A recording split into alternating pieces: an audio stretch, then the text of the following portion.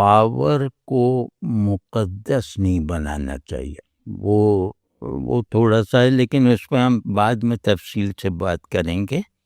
لیکن یہ کہ یہ ایران دوہرے نظام کا ملک ہے، پیرالل، ایک بالکل باریک سی لکیر کی طرح ہے جو رسمی نظام ہے، یعنی کہ ریاست کے تمام ادارے وہاں بالکل بے دست و پا ہیں. وہ جو دوسرا ہے ولایت والا نظام، وہی سب کچھ ہے. جی اس کی وجہ سے مطلب کچھ سبق ہمیں بھی اخذ کرنے چاہیے اور ہم سے پہلے انہیں اخذ کرنے چاہیے کہ اس کے بہت سارے نتائج ایسے نکل سکتے ہیں جن سے پہنچنے والے نقصان کو ریکور نہیں کیا جا سکے گا. اب دوسرا علی خامنہئی نہیں آئے گا، واضح ہے نا. بالکل. تو اس میں سبق یہ ہے کہ آپ جنگ کو بہت زیادہ مذہبی رنگ نہ دیں. جیسے ہی میں مذہبی رنگ جنگ کو دوں گا، یعنی کوئی بھی قوم، تو وہ مذہب کی اپنی تعبیر اور اس تعبیر میں جو ہائرارکی ہے مذہبی حاکمیت وغیرہ فضائل وغیرہ کی، وہ خود بخود آ جاتی ہے. تو اب اس میں یہ کہ ایران نے بالکل شیعہ تھیالوجی کو جیسے وہ کر دیا نا کہ ولایت، نائب امام اور یہ وہ، تو اتنا زیادہ تقدس دے دینے اور پھر قوم اگر اس تقدس اور اس پوزیشن کو مذہبی عقیدے کے طور پر ماننے پہ مائل ہو جائے، تو پھر جب کوئی شکست اسے ہوتی ہے نا نائب امام کو، وہ قوم کو مرجھا دیتی ہے، وہ تذبذب میں، بے بسی میں مبتلا کر سکتی ہے، یا پھر ایک ایسے غصے میں جھونک سکتی ہے جہاں حکمت کو داخلے کی اجازت نہ ہو، فراست کا راستہ بند ہو جائے. یہ ایران کے موجودہ اقدام سے لگ یہ رہا ہے اب 2 دن سے. جی تو یہ سبق بہرحال ہمیں لینا چاہیے. اور دیکھیں یہ لوگ، یہ پورا انقلاب اسلامی جی خمینی صاحب کے ایک فقرے میں ہے، یعنی ان کا مینیفیسٹو جو ہے کہ شیعہ اور سنی اسلام کی 2 آنکھیں ہیں. تو یہ اس پورے انقلاب کا اصل آئیڈیل تھا، یعنی ان آنکھوں کو کھول دینا، ایک ہی چہرے کی ان 2 آنکھوں کو کھول دینا اور ہر منظر کو ان دونوں آنکھوں کی مدد سے دیکھنا، یعنی یہ دونوں آنکھیں ہی ہر منظر دیکھیں گی. بالکل. وہ متاثر ہوا ہے ولایت کی سیاسی حاکمیت سے. تو خمینی صاحب نے اپنے دور میں اس کو احتیاط سے استعمال کیا تھا.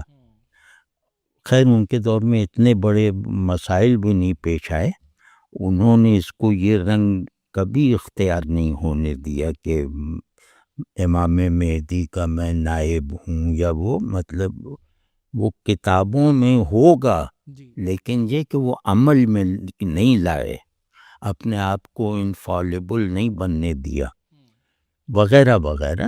اور بہت عام سی زندگی گزاری انہوں نے، مطلب ان کی اپنی زندگی ایک عام ایرانی جیسی زندگی تھی جو خوش رہتا تھا. جی تو وہ حالات کی وجہ سے، یہ میں جانتا ہوں کہ یہ حالات کا دباؤ تھا جس نے ایران میں ولایت فقیہ کے ایک نئے نظریے کو ان کے عقیدہ امامت میں داخل کر دیا.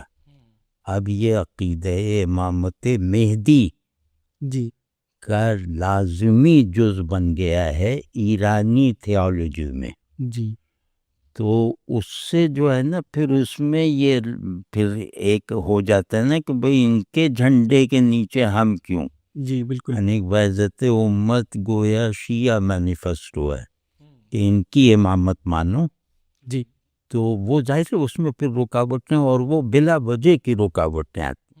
یہی اگر پوزیشن جیسے یہ لے لیتے وہ کیا نام ہے مہدی سوڈانی وغیرہ کی طرح کہ سب آ جاؤ ہمارے جھنڈے کے نیچے، ہم یہ بھی ہیں وہ بھی ہیں، تو وہ پھر بڑا ایک یہ پھر شاید یہ واقعہ بھی نہ پیش آتا. بالکل.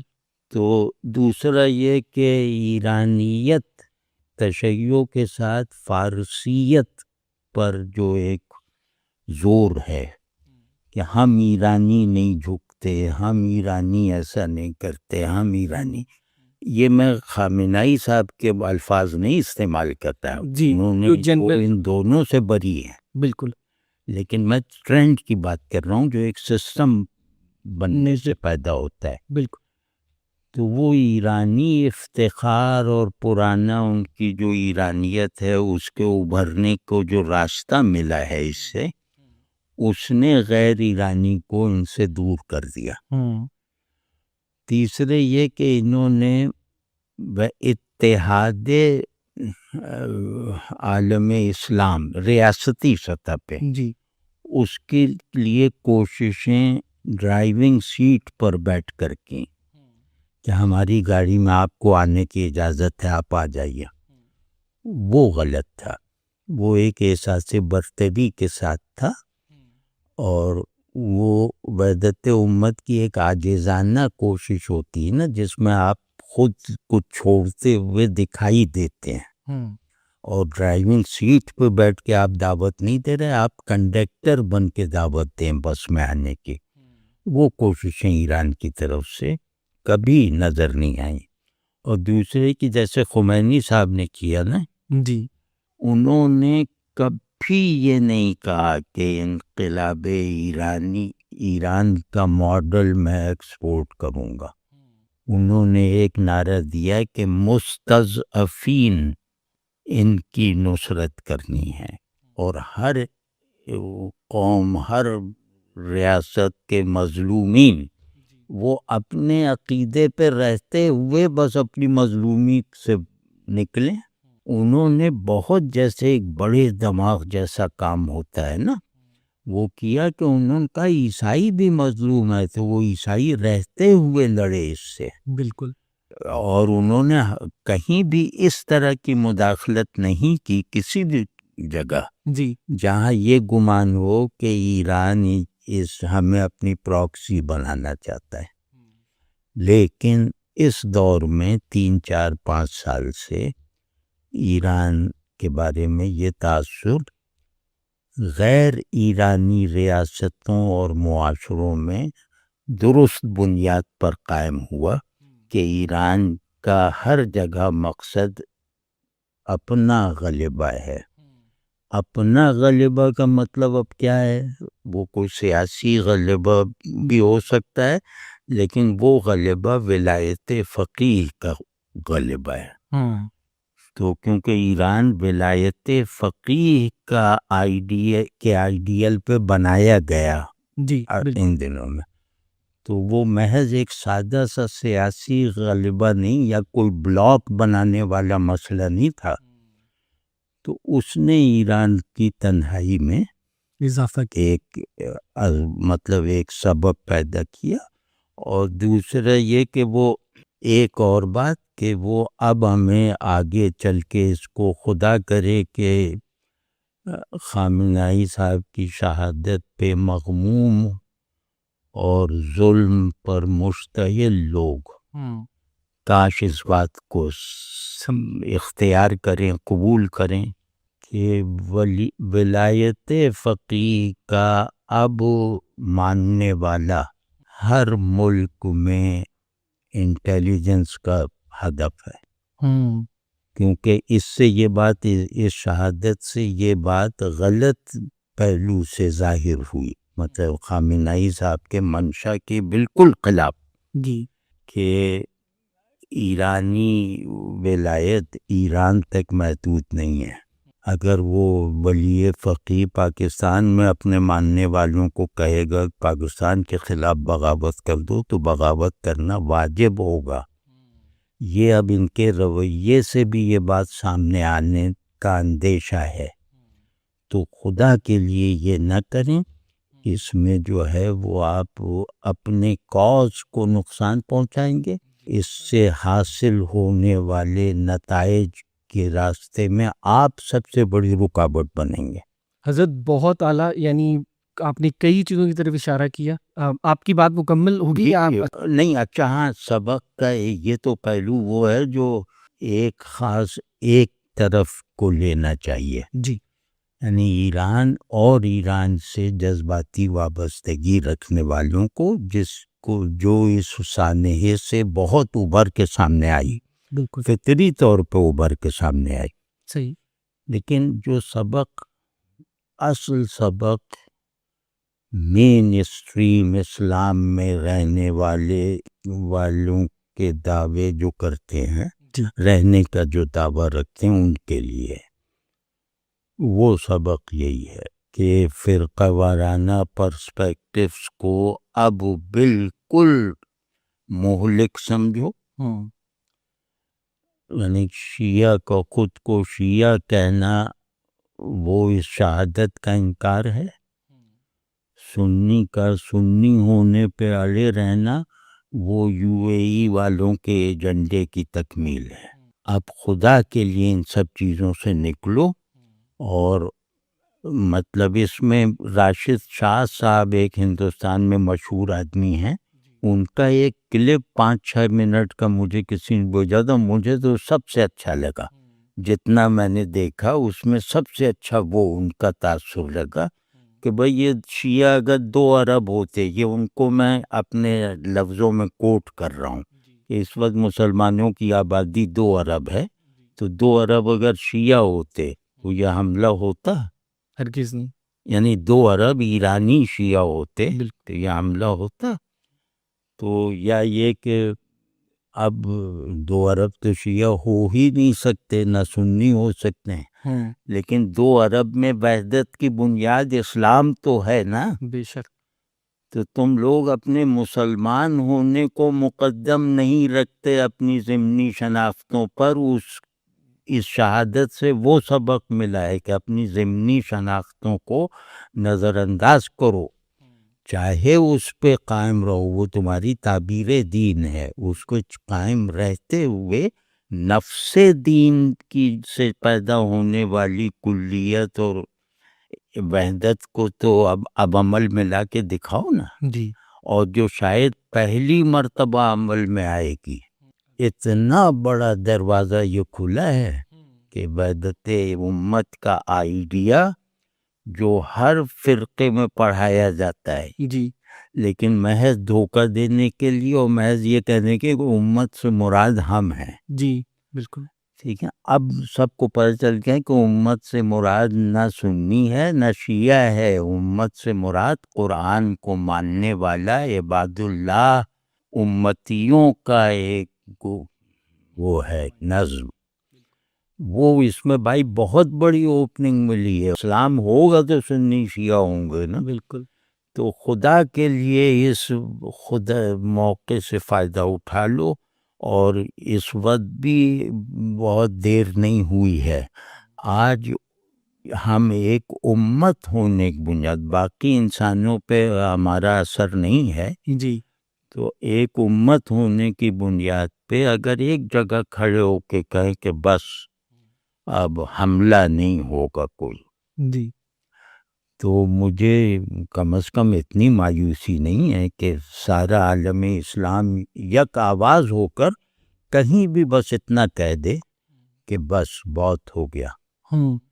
تو یہ حملے اگر نہ روکیں تو دیکھیے گا. تو لیکن یہ کہ یہ کہے کون؟ جی اب یہ کہنے کا بہت سنہری موقع آ گیا ہے. تم آدمی بنو، لوگوں کو مطلب یہ کہ ان کے کردار کی تحسین کرنا سیکھو، ظلم سے نفرت سیکھو، ظالم کے خلاف لڑنے کا جذبہ پیدا کرو اور اپنی طاقت کو مجتمع کرتے رہو اس غرض سے کہ مجھے ظلم سے مغلوب نہیں ہونا. بالکل. حضرت جن باتوں کی طرف آپ نے اشارہ کیا، جس تصور امت کی طرف آپ نے اشارہ کیا، یہ سب ایسے لگتا ہے کہ جیسے کوئی بہت درینہ خواب ہے جو شاید شرمندہ تعبیر ہو جائے. لیکن میں چاہتا ہوں میں 2-4 باتیں آپ سے ایسی پوچھوں جو اس وقت کا حال ہے یعنی اس مومنٹ تک پہنچنے میں، یہ واقعے تک ہونے تک پہنچنے میں کیا کچھ ہوا جس کی طرف شاید نظر ڈالنے کی ضرورت ہے، جو ہمارے اندر کی خامیاں ہیں۔ میرے ذہن میں فوری بات یہ آتی ہے کہ اہل عرب اور اسرائیل کا مخمصہ، ہمیں کچھ بات شاید اس پہ بھی کرنی چاہیے۔ اسرائیل ظالم ہے، یہ بات تمام عرب ریاستوں میں مشترک ہے، یا شاید مشترک تھی، اور اگر اب ہم ان تمام ریاستوں کے رسپانس دیکھیں یا کردار دیکھیں، جس طرح یہ آج کی دنیا میں جیسے یہ رونما ہوا، تو لگتا ہے کہ بہت کچھ ایسا ہے جو بدل چکا۔ میں چاہوں گا کہ میں فرداً آپ سے کچھ ریاستوں کے کردار پہ بات کروں، صرف اس لیے کہ شاید ہمیں یہ بھی کہنا ضروری ہے، جیسے آپ نے کہا کہ ظالم کو ظالم کہنا شاید پہلا اصول ہوگا، کہ یو اے ای اور اسرائیل کے درمیان جو معاملات ہیں، ابھی پتہ لگا کہ جب حملے شروع ہوئے تو امیزون کا سب سے بڑا جو ڈیٹا ویئر ہاؤس تھا، اس پہ بھی حملہ ہوا یو اے ای کے اندر، جو بہت سی انٹیلیجنس فراہم کر رہا تھا۔ تو کیا ایسا نہیں ہے کہ یو اے ای کا کردار کم از کم سیاسی حد تک گریٹر اسرائیل کی تکمیل کا کردار رہا؟ یقیناً یہ اب کوئی، میں کم از کم اس سے گمان سمجھ کے بات نہیں کر رہا، میں اس پر یقین رکھتا ہوں کہ اس وقت اسرائیل اور یو اے ای میں وہی تعلق ہے جو پہلے ایسٹ پاکستان اور ویسٹ پاکستان میں تھا، بس ان کے درمیان ایک فاصلہ ہے، اور یو اے ای جو ہے وہ اسرائیل کے مظالم میں جی جو ہے وہ شدت پیدا کرنے کے زیادہ بڑے اسباب فراہم کر رہا ہے امریکہ کے مقابلے میں بھی، اور وہ پوری طرح اسرائیل کے زیر نگیں ہے۔ میں اس بات کو جیسے اللہ کی طرف سے جو شہادت صحیح گواہی دینا جو فرض قرار دیا گیا ہے، اس جذبے سے یہ بات کہہ رہا ہوں۔ دوسری بات یہ ہے کہ عربوں کا اسرائیل کے ساتھ مخمصہ جو ہے، جس کو آپ نے مخمصے سے تعبیر کیا ہے، اس کی کچھ ٹھوس بنیادیں ہیں اور کچھ قابل نفرین اسباب ہیں۔ ٹھوس بنیاد یہ ہے کہ اسرائیل نے عرب اتحاد کو شکست دی ہے جنگ میں، جی یعنی عربوں کی مجموعی طاقت کو، حالانکہ شروع میں عربوں نے بھی انہیں شکست دی تھی، لیکن سن 73 میں جو ہوا ہے اور اس کے بعد بھی، تو وہ جو قبضے کر لیے نا انہوں نے شام وغیرہ کے زمینوں پر، بالکل، تو اس نے ان کے حوصلے توڑ دیے۔ اور انور السادات نے ایک بات بھی کہی تھی کہ بھئی ہم اسرائیل سے لڑ سکتے ہیں، امریکہ سے نہیں۔ جی تو ان پہ ڈر بیٹھ گیا تھا امریکہ کا، جی ورنہ اسرائیل کچھ بھی ہو جائے وہ ایک چھوٹی سی گھری ہوئی ریاست ہے، اس پہ اگر یہاں کے عوام ہی چلنا شروع کر دیں تو اسے فتح کر لیں گے۔ تو لیکن جو امریکہ کی غیر مشروط پشت پناہی کا مشاہدہ اور تجربہ ان ریاستوں نے کیا، تو اس سے ایک خوف ان کے دلوں میں بیٹھ گیا۔ پھر اسرائیل کا انٹیلیجنس جو نیٹ ورک تھا، وہ جب ان لوگوں نے اپنے آپ بے بسی سے دیکھا تو اس سے یہ لگا کہ یہ تو ہمارے بیڈ روم تک آ گیا ہے۔ جی تو مختلف اسباب ایسے جو ٹھوس اسباب تھے، مطلب انہیں نظر انداز نہیں کیا جا سکتا، یا انہیں جذبات کی بنیاد پر ان سے لڑا بھی نہیں جا سکتا، تو اس طرح کی بے بسی انہیں اپنی باقاعدہ محسوس ہو گئی، تو انہوں نے گویا یہ طے کر لیا کہ اسرائیل سے ہم جنگ نہیں کر سکتے، لہٰذا ہمیں جنگ نہیں کرنی چاہیے، بس سفارتی تعلق نہیں ہے، بس اتنا کافی ہے۔ پھر اس کے بعد جو ہے وہ جب یہ ہوا کہ یہ جو فلسطین والا واقعہ جو میں اسے مکمل نادانی سمجھتا ہوں جو حماس نے کی، گو کہ بہادری کے بہت بڑے بڑے مظاہرے ان لوگوں نے بھی کیے نا، کہ اسماعیل کے تینوں بیٹے مارے گئے اور انہوں نے اپنی اولاد کو غزہ ہی میں رکھا، اور ان کی لیڈرشپ کے خاندان مارے گئے۔ حماس کے کسی بھی سپاہی نے لڑنے والے نے ہتھیار نہیں ڈالے، جی بالکل، ہر جگہ مرے ہیں، یقینی موت کا سامنا کیا، اور پھر یہ ان کے قیدی جس بے مثال بہادری اور استقامت کا مظاہرہ کرتے آ رہے ہیں برسوں سے، تو وہ سب جیسے اسی کردار کے نمائندے ہیں جو خامنہئی صاحب کا تھا، بالکل، ایک ویژن سے خالی لیکن کردار بنیادی تو وہی ہے نا، بہادری اور استقامت اور قربانی اور جان کی پرواہ نہ کرنا، لیکن یہ سب کچھ نادانی کی لپیٹ میں آ گیا۔ انہوں نے قبل از وقت ایک حملہ کیا، خود ہی کو ظالم باور کروا دیا، 100 بچے تو انہوں نے بھی مارے نا وہاں پہ، جی وہ جو ایڈونچر کیا، تو اس سے اپنا کیس ہمیشہ کے لیے کمزور کر لیا، اور سخت نادانی جس میں ایران شامل ہے، یہ سب ان لوگوں نے کیا کہ بلا وجہ ان کو طاقت کا استعمال آخری درجے پر لے جا کے کرنے پر مجبور کیا پورے مغرب کو، صرف امریکہ نہیں، تو وہ خیر وہ اس کا موقع نہیں، لیکن یہ کہ عربوں نے حماس کو روکنے کی بہت کوشش کی تھی۔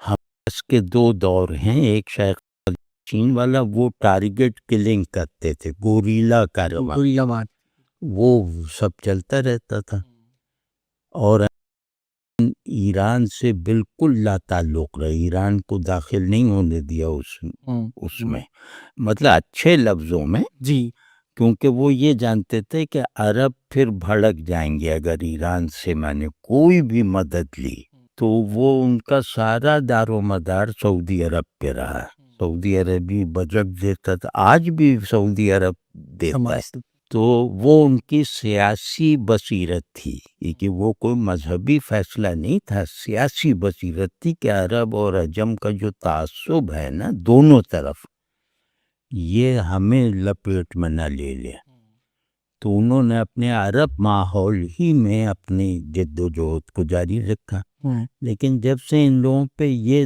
دوسری قیادت آئی، اسے بین الاقوامی حیثیت منوانے کا شوق چڑھا، بڑے انقلابی کہلائیں اور یہ کہلائیں، تو ظاہر ہے کہ عرب والے ان کے جذبات کا ساتھ نہیں دے سکتے تھے، کیونکہ نیبرنگ کنٹریز تھے اسرائیل کی، اور امریکی بلاک میں تھے، سیاسی بلاک میں، تو انہوں نے جائز بنیادوں پہ ان کا ساتھ نہیں دیا، مطلب مجھے اس پہ کوئی نہیں ہے، اس کا ساتھ نہیں نہ دے کر اچھا کیا، ورنہ بہت بڑے پیمانے پہ تباہی آتی۔ ہمارے ہاں داخلی طور پر پاکستان کی بات کرتے ہوئے، ہماری بات کرتے ہوئے، ہمارا ریاست کی طرف اور ریاست کا ہماری طرف ایک خاص طرح کا مسٹرسٹ ہے، ہمیں لگتا ہے ریاست نے وہ نہیں کیا جو اسے کرنا چاہیے تھا، اور ریاست کو یہ لگتا ہے کہ شاید ہم لوگ جس طرح ہم پرسیو کرتے ہیں ریاست کو، وہ ہم سب خلاف ہیں ریاست کے، تو اس خلیج میں سے بھی تو بہت کچھ ایسا ابھر رہا ہے۔ ہاں یہ بھائی یہ ہے، یہ ایک نیا مظہر ہے، مطلب کوئی 10 برس کا سمجھ لیں، یہ ایران میں بھی ہے، پاکستان میں بھی ہے، بالکل، اور ریاست سرپرست ہونے سے زیادہ وہ جیسے فوجدار کی طرح ہے، جیلر کی طرح ہے، تو یہ ہماری بد نصیبی ہے ہمارے یہاں بھی، کیونکہ ریاست کی جو اصل طاقت ہے وہ جائز نہیں ہے، جائز بنیادوں پہ نہیں ہے، اور ایران کی بھی جو روایت ہے وہ بھی عوامی تائید سے نہیں ہے، جی یعنی ہم اگر جمہوریت کو ایک معیار مان لیں اور اسے معیار بنائے بغیر مسئلہ حل نہیں ہوگا، تو ہمارے یہاں اکثر ریاستوں میں یہی صورتحال ہے کہ دونوں ایک دوسرے سے جیسے خبردار ہیں، ہوشیار ہیں، شاکی ہیں، مشکوک ہیں، اور ان کے درمیان رفتہ رفتہ نفرت کا رشتہ پیدا ہو رہا ہے۔ ایران والے تو چلو کچھ ان کی تہذیب ہے، کچھ ان کا وہ سب ہے، تعلیم ہے، جی ذہن ذہین ہے، وہ ذہین ہے، ہاں ذہین ہے، وہاں تو وہ اپنے آپ کو جیسی خیال آئے گا تو اپنے آپ کو وہ کھڑا کر لیں گے، علاج مرہم رکھ لیں گے خود، ہمارے ہاں تو یہ بھی نہیں ہے، ہمارے یہاں تو اب سوائے نفرت اور لالچ اور غصہ اور خود غرضی اور چھوٹی شخصیتوں کی پرستش. تو بھائی شخصیت چلو یہ تھے، اب خامنہئی تو سمجھ میں آتا ہے وہ لوگ جذباتی ہیں بہت. بالکل. منڈیلا تھا، سمجھ میں آتا ہے جذباتی ہیں. یہاں کیا ہو گیا ہے، تو ہم بہت زیادہ جیسے عجیب سی صورتحال میں ہے کہ ہماری نفرت بھی ہمیں نقصان پہنچاتی ہے، ہمیں مضبوط نہیں کرتی. تو جہاں سوسائٹی میں نفرت کرنے والوں کو کھا رہی ہو، انہیں مضبوط نہ کر رہی ہو، تو وہ تو پھر بالکل ہی حالت نزاع میں ہے. ہمارا مسئلہ صرف ریاستی ہوتا نا تو بھی چلو کچھ امید ہو جاتی. بالکل. ہم نے کئی حکومتیں آمرانہ فوجی آمریتیں دیکھی ہیں، نکل آئے اس سے، بالکل نکل آتے. لیکن یہ کہ اب جو نیا زمانہ واقعی کچھ بہت زیادہ نیا ہے، اس میں اب ہمارے پاس کچھ نہیں رہ گیا. مطلب یہ کہ ریاست بھی نفرت کرتی ہے. بالکل. ریاست کی نفرت کا تجربہ سوسائٹی کے سلسلے میں ہم نے پہلی بار دیکھا ہے. ورنہ ہم ریاستوں سے اپنے وہ سب آمریت وغیرہ سے نفرت کر لیتے تھے. جی. لیکن یہ ہمیں اب پتہ چلا کہ ریاست کے اندر نفرت ہم سے بہت زیادہ ہے. اور پھر ایک عجیب طرح کی رومانٹیسائزیشن ہے. جی. وہ خیر مسلمانوں کا قومی مرض ہے کہ جیت گئے تو جیت کا دعویٰ 5 درجے پہ کرنا چاہیے، یہ 500 درجے پہ کریں گے. اور ہار گئے تو ہار کا اقرار کرنے کے بجائے اس پہ بھی جھنڈا اونچا کر لیں گے. یہ جو ایک رومانٹیسائزڈ ورژن آف ہسٹری ہے نا، جی، اس نے بھی ہمیں ظاہر اس موجودہ صورتحال میں دھکیلا ہے. لیکن یہ سب افسانوی باتیں. فی الحال اتنا ہے کہ ہمیں اجتماعیت اور انفرادیت دونوں میں جو ہیومن جو ایسنس ہے، جی، اسے تلاش کرنا ہے، اسے پھر قبول کرنا ہے. ہمارا بحران نظریاتی نہیں ہے، ہمارا اصل بحران ہے آدمی ہونے میں تاحال ناکامی. جی بالکل. حضرت یعنی اگر میں آپ کی باتوں کو ضم کروں، دریا کو کوزے میں بند کروں، تو ہمارا بحران شاید وجودی ہے، اور یعنی آدمی ہونے میں شاید اتنی کمی ہے کہ نہ وہ ہمیں اکٹھا ہونے دے رہی ہے، نہ وہ کسی کلیکٹیویٹی کی طرف جانے دے رہی ہے. اور یہ صرف پاکستان کا بحران نہیں ہے، یہ صرف ایران کا بحران نہیں ہے، یہ صرف عرب ریاستوں کا بحران نہیں ہے. یعنی من حیث الامت اگر کہا جائے، لفظ استعمال کیا جائے، تو وہ غلط نہیں ہوگا. اچھا، یہ بھی تھوڑا سا ایک بات شاید اس سے کچھ ہلکا ہو جائے افسوس. یہ اب گلوبل ہے. ہاں، میں بالکل. اب ایرا آف ڈی ہیومنائزیشن ہے. اور پہلے جیسے مغرب میں بہت حساسیت تھی، ویتنام والا مسئلہ وہ بالکل رسل ٹرائبونل بنا تھا، اس سے امریکہ ڈرتا تھا. بالکل. وہ علم ایک طاقت تھی، اخلاق ایک طاقت تھی، نرم دلی ایک وصف تھا. تو یہ سب اب ختم ہو گئے ہیں دنیا میں ہر جگہ. اب یہ ہندوستان میں نہیں دیکھ رہے، امریکہ میں نہیں دیکھ رہے، ہر جگہ. یہ جو ہر آدمی کے اندر ایک خاص طرح کی بے بسی کی کیفیت ہے، یعنی اس کی جو نفسیاتی سائیڈ ہے، میں چاہتا ہوں اس پہ بھی کچھ بیان کیجئے کہ مجھے لگتا ہے کہ ہم لوگ یہ سب میں بے بس محسوس کرتے ہیں خود کو. اچھا، یہ بے بسی بھی تکلف ہے، اس پہ بھی کوئی دکھ وغیرہ تھوڑی ہے. جا کے سروے کیجئے کہ ہم کیا کر سکتے ہیں، جی، ہمارے ہاتھ میں کیا. اور یہ سب وہ بہت مسکراتے ہوئے کہیں گے. صحیح. جیسا ہم سے کیا بات کر رہا ہو. یہ جو ایک سینس آف ڈیوٹی فلنس ہے، یا ایک سیلف کلیکٹیوائزیشن ہے، یہ دو چیزیں اگر قومی سطح پہ ختم ہو جائے تو اسے عموماً سب سے زیادہ جو چلتا ہوا عنوان ہے وہ بے بسی کا دیا جاتا ہے. جی تو بھائی بے بسی بہت زیادہ کوششیں کرنے پر مجبور کرتی ہے.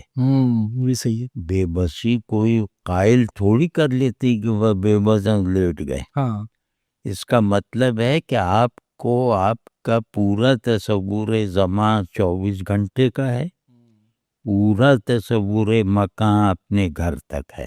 صحیح. اس میں کوئی خلل نہیں آنا چاہیے. باقی نقشے ادھر سے ادھر ہوتے رہیں، نظریے ادھر سے ادھر ہوتے رہیں، کوئی پرواہ نہیں. اور جیسا ہمارا رواج ہے گھر صاف رکھو گلی گندی رہے، پرواہ نہیں. ہاں تو یہ ہم لوگوں کی نفسیات بن گئی ہے، اور خاص طور پہ پاکستانیوں کے. اس معاملے میں ہم بہت ڈراؤنی صورتحال میں ہیں، اور اس سے لڑنے کی کوئی خواہش نہیں ہے. اس میں اپنے ذاتی مفادات کو چھوڑنے کی کوئی روایت نہیں ہے. بھئی آپ کو پبلک سروس سے لے کر اور سوسائٹل اسٹرکچر میں کہیں بھی اپنے مفاد چھوڑنے والے لوگ نظر آتے ہیں جو ایک جماعت کی طرح کام کر رہے ہوں. فرد کی طرح کچھ مل جائیں گے لیکن وہ ظاہر بے اثر لوگ ہیں. نہیں آتے، اور اگر ہے بھی تو کہاں ہیں؟ نہیں ہے، وہ بھی چیریٹی کر دیں گے. لیکن وہ بھی ایسا ہے کہ یعنی دکھاوا نہیں بھی کہیں تو مطلب نوٹس ہو، میری چیریٹی نوٹس ہو، لوگ مجھے اس پہ آ کے مجھے تعریف کریں. چیریٹی کا موقع نہ رہے اس کی کوشش کیوں نہیں کریں؟ ہاں یہ نہیں ہے. یعنی چیریٹی تو جس معاشرے میں چیریٹی کا کوئی کردار ہو تو وہ معاشرہ تو بہت ظالم معاشرہ ہے. بالکل. سارے امیر اگر ذمہ دار ہوتے ہمارے تو حد سے بڑی ہوئی عمارت اور حد سے بڑی ہوئی غربت نہ ہوتی. جی ایسے ہی. اور پھر غریب آدمی میں بھی وہ اسپرٹ نہیں ہے.